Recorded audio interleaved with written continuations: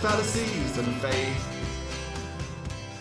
Hello and welcome to this new episode of Theistic Pearls of Wisdom, the series where I choose posts and comments made by theists in Facebook discussion groups and respond to them from an atheistic and naturalistic and obviously my own perspective.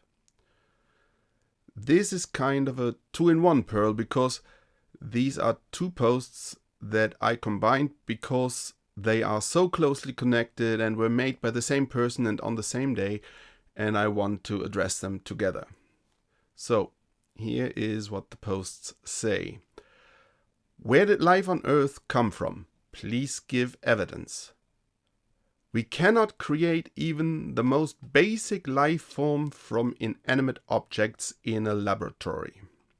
The simple and honest answer to the first part is, I do not know. But again, if I left it there, it would be making for a very short video. So I kind of have to address what options there are. The scientific option is called Abiogenesis, which means nothing more than life from non-life. It does not give any more details than that if you just take the name literally. When theists bring this up, as if this would be evidence for their God, I ask them if they agree that at some point the Earth was without biological life. Their response should be, yes, I agree, because even the Bible describes the planet as empty and void, and God creates plants, later animals in the sea, and so on and so forth. So in any case, the answer should be yes, but often the believers will attempt to evade this because they suspect where this is going. They actually would have to agree, even based on their book, that the planet, if not the universe itself, was without biological life, which means that under a naturalistic worldview, that cannot appeal to anything outside the natural world because we have no access to it, no method to examine it. The only logical and viable option is that life developed from non-life. That physics and chemistry led to biochemistry, to amino acids and proteins, to RNA, and from there to DNA and to the first cells. The early Earth, with energy coming in from the sun and produced through volcanic and geological activity, did act like one big, or rather, billions of very small chemistry sets where experiment upon experiment, chemical reaction upon chemical reaction happened without plan or direction, but still, from some of them, something that led to biological life developed. Do we understand every single step that was necessary to arrive at these first cells? Absolutely not. Does that mean we cannot know anything and hence any assumption that abiogenesis happened is just guesswork? Again, absolutely not. The believer, especially those with creationist or intelligent design leanings, will at this point claim that the numbers simply make abiogenesis impossible. But all they are doing in this fallacious appeal to unbelievably high numbers is equating unlikely or even highly unlikely with impossible.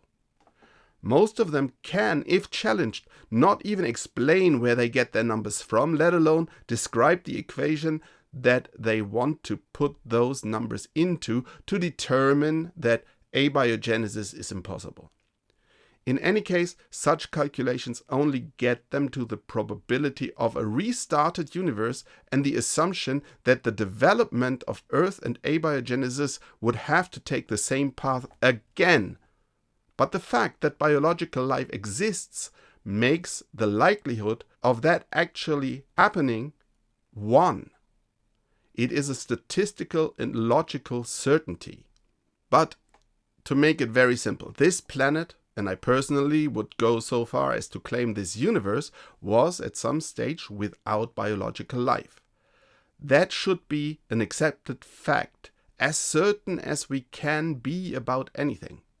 On a ball of molten rock that our planet was in the beginning, no biological life could have existed. Again, I hope we can agree on that.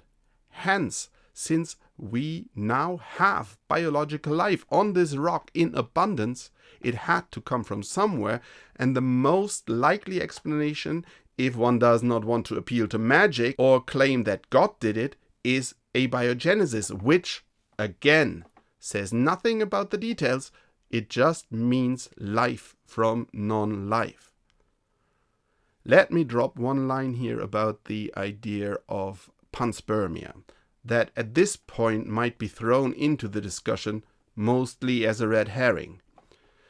It does not matter if abiogenesis happened here on this rock or if it happened somewhere else in the universe. Fact is, the universe, dense and hot as it was at its origin, did at some point not allow for biological life to exist. So again, life must logically have come from non-life. There is no other option. If it now happened here or somewhere else or thousands of times all over the universe at different times. And since the Bible assumes that biological life did not exist in the beginning, this is not even a point of disagreement. What we disagree about is how it happened, and the believer is just convinced that a God that has no explanation for its origins and wields itself no explanatory power, has spoken this universe and life into existence, which is nothing but an appeal to magic.